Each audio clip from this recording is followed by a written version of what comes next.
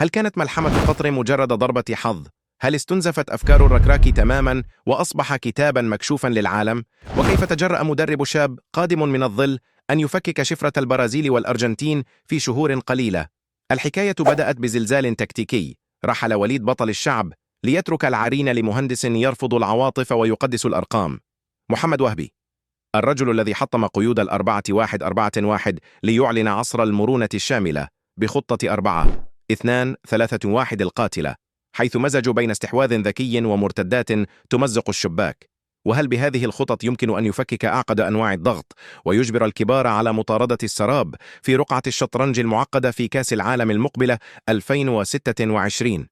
منتخب وهبي لم يربح بالصدفة، بل بمزيج من الخبث التكتيكي ودراسة الخصم بدقة وإلغاء نقاط قوته، وهذا ما تريده المرحلة القادمة.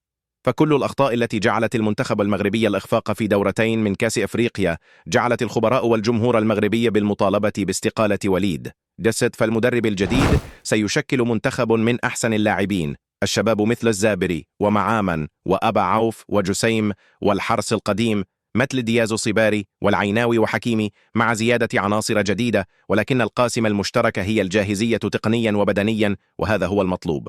فالعرين لمن يستحق، لا لمن يملك التاريخ. وخلف الستار كتيبة رعب تكتيكية بقيادة البرتغالي ساكرامنتو، تلميذ مورينيو، والإسباني فرنانديز قناص اللياقة. طاقم عالمي أنقذنا من فخ سان باولي ليصبح الرهان الآن أكبر من مجرد مشاركة. الرهان هو تجاوز سقف نصف النهائي. الوقت يداهمنا والضغط هائل أمام الإكوادور وباراغواي. فهل ينجح وهبي في تحويل المنتخب إلى آلة لا تقهر؟ أم أن إرث الركراكي سيبقى ظلاً يلاحقه؟